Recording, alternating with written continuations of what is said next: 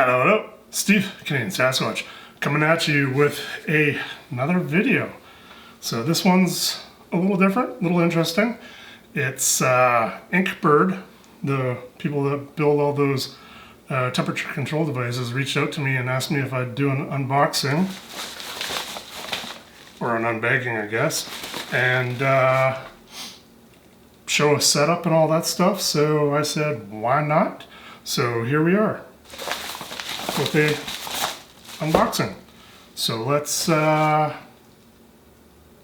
make this bag disappear. So here we've got a Inkbird WiFi ITC-308 digital temperature control thermostat, remote monitoring, controlling home brewing, fermentation, breeding, incubation, and greenhouse. And it is new.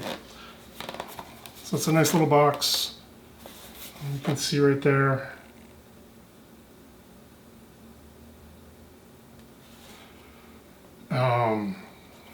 So a lot of you guys may know about Inkbird because they've been around for a while doing their temperature control stuff. We're just cracking open the box here. So a nice little warranty card here.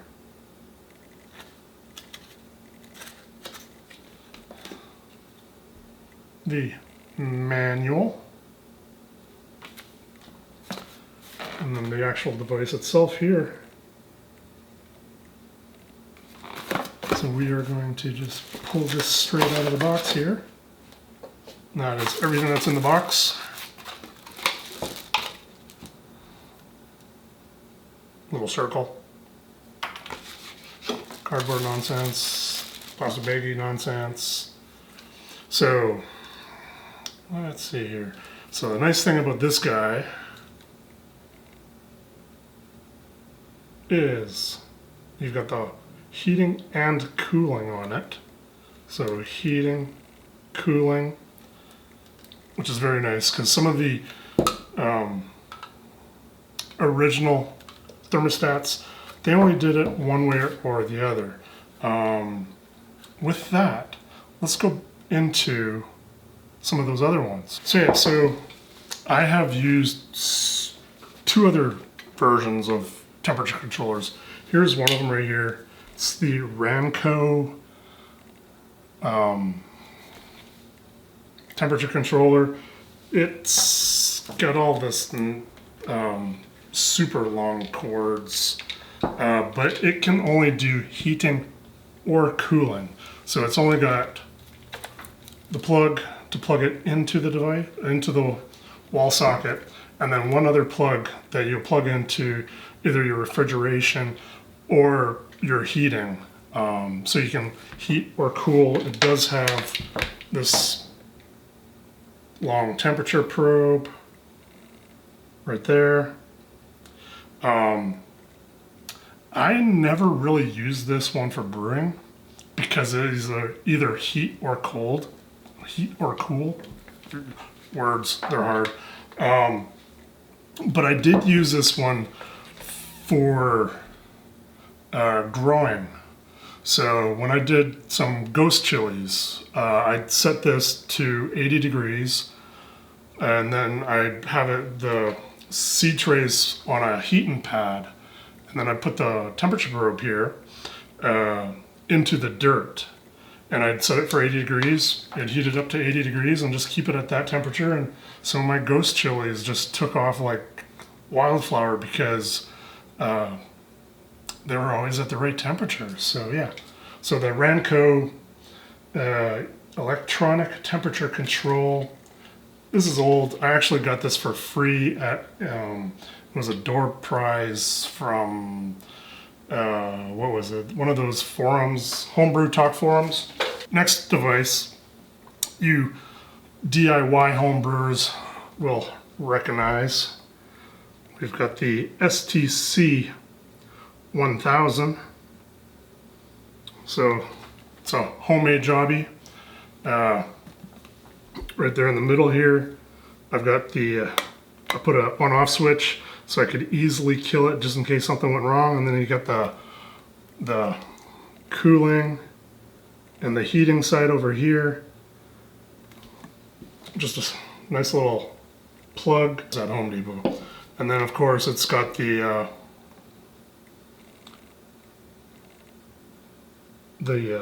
temperature control right there. Let's see here, we can do it this way better. So this one I have been using for home brewing. It goes in my chest freezer. I cool it with the chest freezer. Toss that stuff down there. Cool it with the chest freezer, heat it with a heating pad. Everything works nice. It works very, very well. But it is not this size. This is nice. I like this. You got a nice short cable here that you use to plug your bits into. Let's take the twist ties off. Nice 6-foot plug for that side. And then you've got the temperature probe over here. So the temperature probe is also about 6 foot.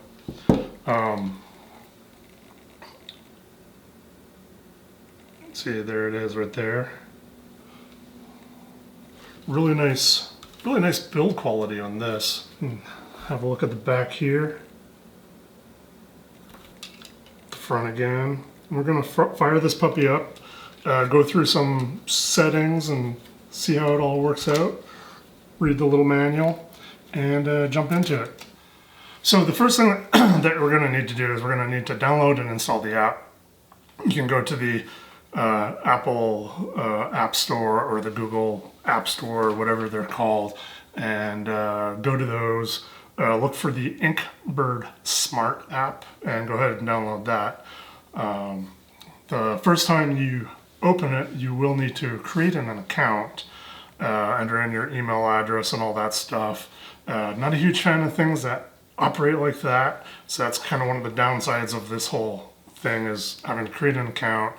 Once the account has been created, they'll email you a number that you'll need to punch into the app so that you can actually use the app. Again, pain in the ass, but that's how things are moving these days. So just keep that in mind. The next thing you need to make sure is your Wi-Fi network. Since this guy here does use the Wi-Fi, it only uses the 2.4 gigahertz spectrum of the Wi-Fi. So you'll need to make sure that you have that available to you. Phones, tablets, computers, those all can use either 2.4 or 5 gigahertz.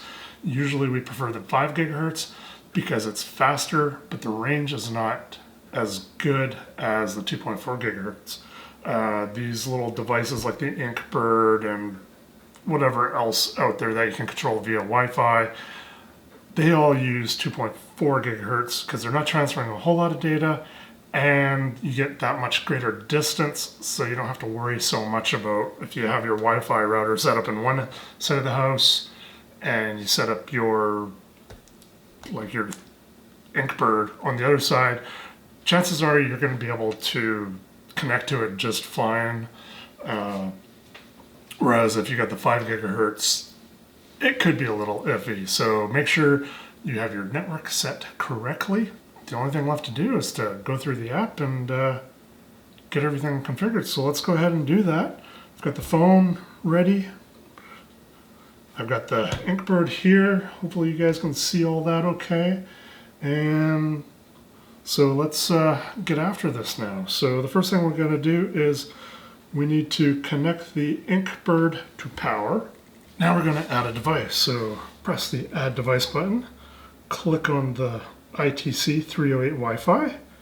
We need to reset the device, and by doing that, we press and hold the Wi-Fi button here for about 3 seconds. 1, 2, 3.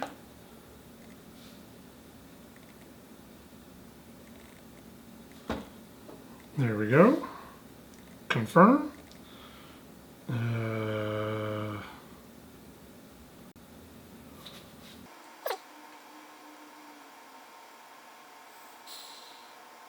Okay, so we've got a solid light there now, and done. So that worked.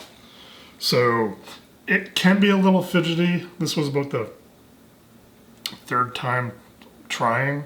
So now we click done, and we can see on my screen it says that it is currently 69.8 degrees, and on the Inkbird guy we can also see 69 degrees there, and we can see that it is in the heating mode, and we can see it's in the heating mode. So if we take the plug right here and we plug it into something in the heating, so we plug a light here, which you guys can see right here, it works. Now if we unplug it, it's off. If we plug it into the cooling side, again, nothing's happening. So that is all working well. One of the neat things about this app is it's got this little trending diagram right here. You can see what the temperatures have been like over the last little while. Very useful to keep tabs on this guy to make sure it's doing its job correctly. So yeah, so that's really cool.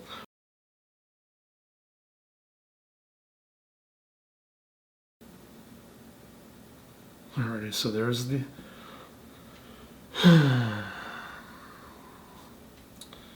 so if we go like this, change that to a 4. Okay, now it's working. So now we've got the 74 there. So apparently I had to restart the app to get this working correctly. So now if we go into settings, change this to Celsius. Everything on the screen has changed to Celsius. We go back, things on the screen to Celsius. Everybody on the Inkbird has changed to Celsius.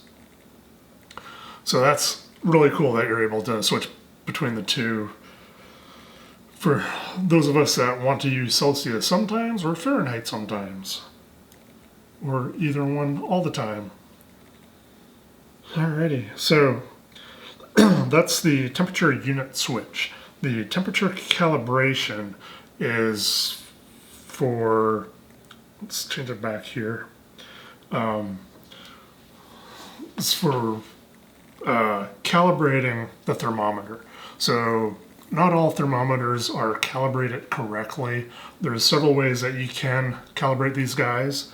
One of the quicker ways is to get a glass of water, put a bunch of ice in it, just mix it up really well, put the temperature probe in there, and it should be right around 0 degrees. If it's not 0 degrees Celsius, minus 32 Fahrenheit, then you will want to, you can use this to adjust the temperature for how off it is. So if it was said that it was like 33 degrees, then you just put it down by 1, and that takes you down to 32 degrees. If it said it was 28 degrees, then you'll want to crank this up by 4 degrees. So you're able to adjust the temperature as needed to make sure it's correctly calibrated. So when you're using those very finicky yeasts, you don't cook them or freeze them out or what have you. So that is a very useful thing to have here. We're just going to set it back to 00 for now. I'm not sure if it's calibrated correctly at this point, but we're going to assume it is. We are going back to refrigeration delay.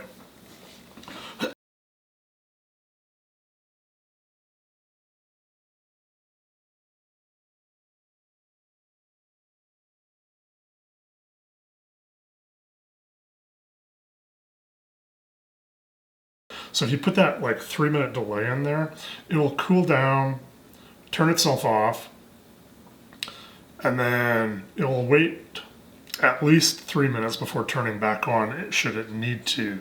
So as soon as it decides that it needs to cool down, it'll wait 3 minutes and then turn on to cool down. It's a very handy thing to have so you don't destroy your cooling devices. Low temperature value, that's the lowest that this guy can handle. The same with the high temperature value. That's the highest temperature.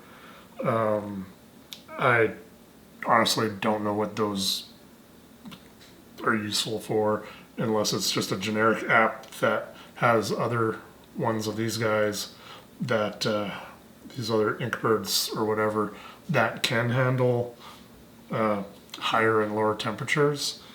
So if you're doing something like you need to chill something down to like -50 or bake something at like 400 degrees Fahrenheit, then there you go. You can do that. Cooling back temperature and heat hysteresis temperature. So those are the number of degrees that you set so that if it gets too hot or too cold, that's when it will turn it on. So like we currently have it set to 77. So it will not turn on the cooling back temperature until it hits 80 degrees Fahrenheit. Similarly, it's not going to turn heating on until it hits 74. That way, it's just gives you a little bit of flex on either side.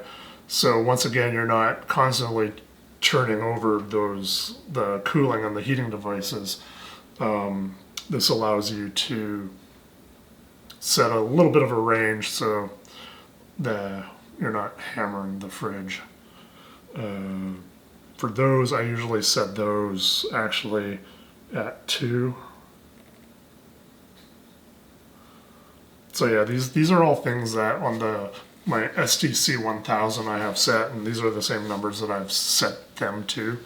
So, and then we just go back, and we can see that the Inkbird flashed as I did that, because it was syncing between the two.